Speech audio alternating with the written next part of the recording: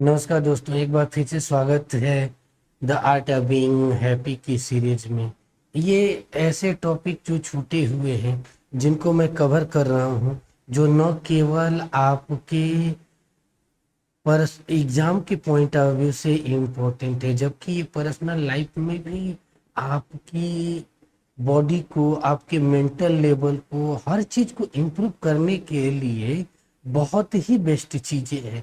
इसको जानिए, समझिए और आपके डेली रूटीन में इम्प्लीमेंट कीजिए। आपके लाइफ से 90% समस्याएं ऑटोमेटिक समाप्त हो जाएगी। इस टॉपिक का नाम ही है जो आज पढ़ाने जा रहा हूँ, हैप्पीनेस बियॉन्ड पर्सनालिटी। मतलब आपकी पर्सनालिटी से बियॉन्ड जाकर आपकी क्या क्या चीजें निखरेगी, हम उन विषय वस्तुओं पर परिचर्चा करेंगे और देखने जानने का प्रयास करेंगे कि क्या क्या चीजें हैं। तो देखते चलते हैं कि क्या क्या चीजें हैं। ये मेरा बेसिक परिचय है। अब थोड़ा सा हम यहाँ पर पढ़ेंगे कि हैप्पीनेस, इस टॉपिक को हैप्पीनेस बियॉन्ड पर्सनालिटी। ठीक है, हैप्पीनेस बियॉन्ड पर्सनालिटी। ठीक है, हैप्पीनेस बियॉन्ड पर्सनालिटी। तो इसकी एक ना एक फॉर्मुलेट है, फॉर्मेट है कि आपकी जो डेली रूटीन की जो पर्सनालिटी है, आपकी जो डेली रूटीन की जीवन पद्धति है, उसके बाहर जाके क्या चीजें करे कि हमारे जीवन में मेंटल फिजिकल दोनों प्रॉब्लम आती है, उसको सुधार करके हम बेस्ट बन सके। तो उसके कुछ की वर्ड हैं। ये कह सकते हैं कि हर प्रकार के टेंशन दूर करने के, हर प्रकार की समस्याओं को दूर करके हमेशा खुश रहने के क्या क्या सीक्रेट है, सीक्रेट ऑफ हैप्पीनेस लाइफ क्या क्या हो सकते हैं। ये दुनिया भर के जितने आप मोटिवेशनल वीडियो देखते हैं, उसके आप एक वीडियो दो, कल में एक वीडियो में डाला था वो, और आज ये दो वीडियो को ग्राउंड लेवल पर इम्प्लीमेंट कीजिए। मैं गारंटी दे रहा हूँ आपकी 99% समस्याएं समाप्त हो सकती है। पहली इसमें क्या होती है कि हर विषय वस्तुओं को सरकमटेंसेस, परिस्थितियां, मैं हिंदी में लिख रहा हूँ क्योंकि हिंदी में के बच्चों के लिए वो अच्छी है। इंग्लिश में इसलिए बोल रहा हूँ कि जो इंग्लिश मीडियम के स्टूडेंट है उन्हें भी फायदा हो सकते। तो जो पहली चीज होती है आपकी परिस्थितियां। लोग का रोना हमेशा परिस्थितियां, सरकमटेंसेस, परिस्थितियां बहुत बड़ा इंपॉर्टेंट रोल अदा करती है। ठीक है, कोई कहता है कि हमें तो ये सुविधा नहीं मिला, ये चीजें नहीं मिला, बहुत बार होता है। परिस्थितियों के विपरीत जाके अपने जीवन को बनाना ही जिंदगी है। कलाम साहब के पास बेसिक चीजें नहीं थी, डॉक्टर एपीजे अब्दुल कलाम साहब की बात मैं कर रहा हूँ, लेकिन उन्होंने परिस्थितियों के आधार पर, अब परिस्थितियों को बियॉन्ड जाकर काम किए, तब जाके उनकी चीजें हुई। दुनिया के जितने भी महान व्यक्ति देखेंगे, उनकी स्टार्टिंग परिस्थितियां इतनी खराब थी। परिस्थितियां, चुनौतियां हमें मेच्योर करने आती है। ठीक है, तो उनसे लड़ने का, अब परिस्थितियों को लेकर किस चीज को लेकर रोते हैं, कौन किन सी चीजों को लेकर, या तो फाइनेंशियल रूप से, आर्थिक रूप से आप कमजोर हैं। आज के वर्तमान परिदृश्य में आर्थिक कमजोरी को लेकर लोग रोते रह रहे हैं। अब फाइनेंशियल क्राइसिस को लेकर रोइए मत, उसके उपाय ढूंढिए। मैं पहले हमेशा एक ही चीज कर रहा हूँ, इन सभी चीजों का बेनिफिट तभी मिलेगा, आप हमेशा किसी भी समस्या का हिस्सा मत बनिए। हमेशा जीवन में जीवन में समस्या का हिस्सा न बनकर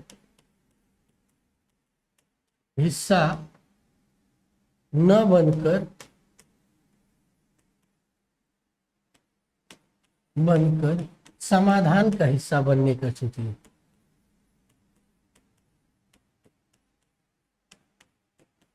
हिस्सा बने।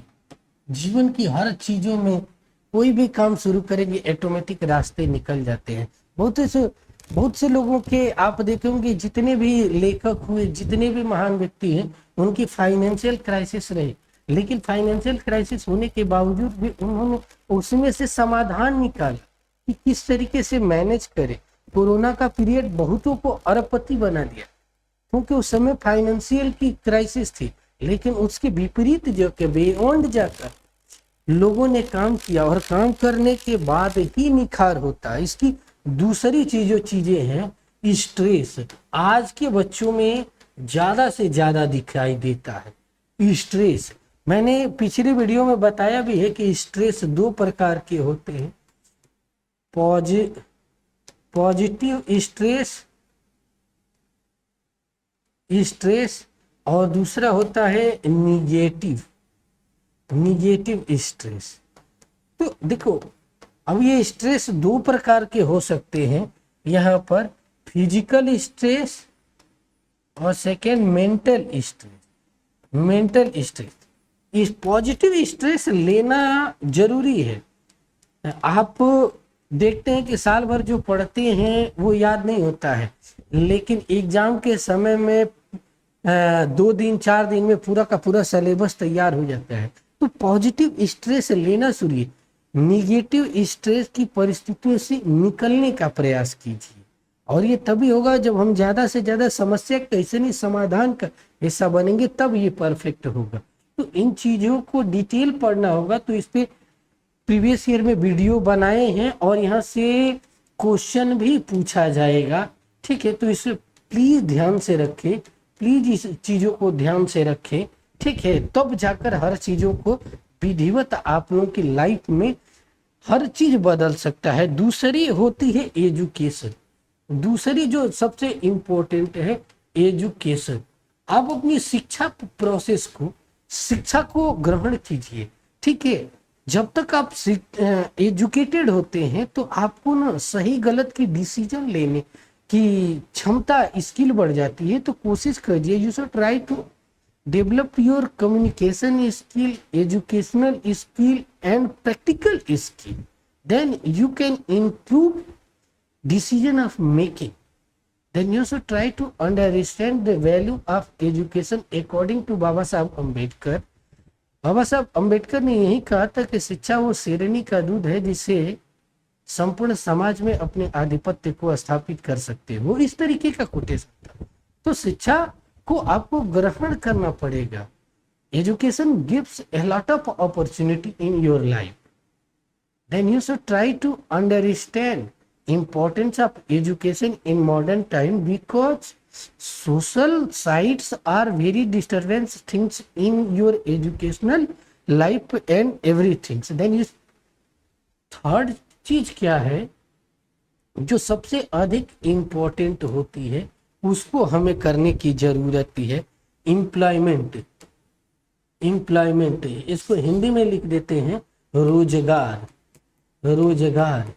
रोजगार को लेकर एम्प्लॉय, जो बेरोजगारी है, ठीक है, उसको लेकर बहुत ज्यादा चर्चाएं होती है कि हमें नौकरी ही नहीं मिलती है, ये चीजें।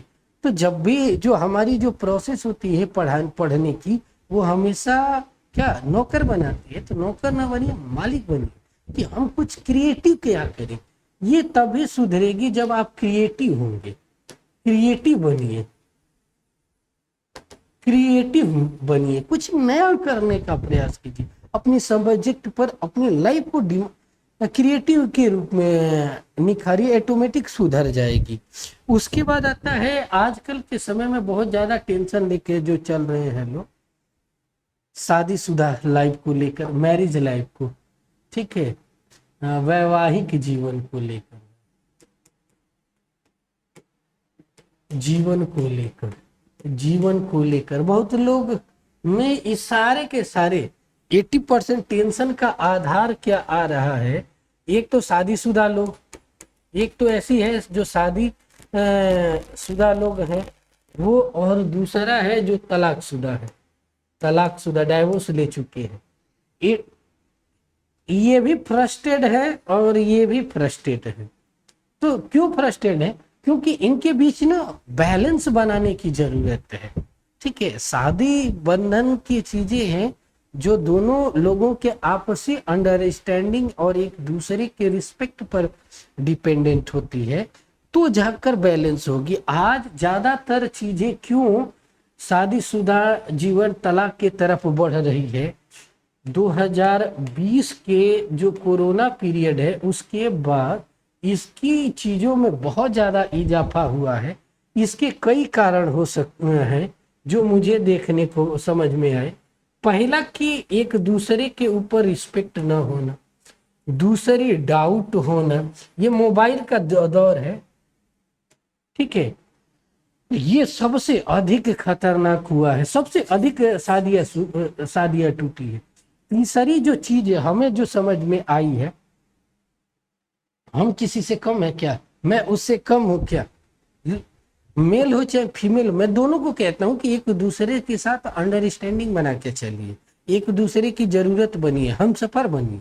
हम सफर कहने का मतलब ये न कि कुछ गलती करे तो उसे समझिए कि क्यों गलती करे, उसको माफ, इग्नोर करने की चीजें यदि लोगों में आ जाए ना, 80% चीजें सुधर जाए। हम उससे कम है क्या, वो मेरी गुलाम है क्या कि ये नहीं करेगा या करेगी, ये चीजें ही सबसे अधिक बर्बाद करिए। तो इन चीजों से बचने का प्रयास कीजिए, ऑटोमेटिक सुधर जाएगा। ये सबके लिए है, जिनको शादीशुदा है उनको। लगभग ये तलाक की केसेस यही 3-4 चीजें हैं। रिस्पेक्ट का ना होना, सोशल मीडिया की वजह से डाउट का बढ़ना, तीसरा हम उससे कम है क्या चीजें, मतलब कहीं ना कहीं अपने आप को आधिपत्य मत जनाइए कि वो मेरी गुलाम है, ठीक है, वो मेरे अनुसार करेगी या करेगा, ये चीजें खत्म हो जाएगा ऑटोमेटिक। पहले की शादियां कितनी चलती थी, ऐसी चीजें नहीं होती, झगड़े लड़ाई कहाँ नहीं होते थे, लेकिन लंबा चलती थी, हर चीजें ऐसी नहीं होती थी। लेकिन सोशल मीडिया ने इस तरीके से बर्बाद किया है, इस तरीके से बर्बाद किया है कि सबसे अधिक इजाफा हुआ है। तो कोशिश कीजिए जहां भी रहिए, जैसे भी रहे, जो शादीशुदा है उनके लिए भी, आगे बहुत लोगों की होगी भी, तो सबके लिए यही सलाह है कि इन विषय वस्तुओं को माने।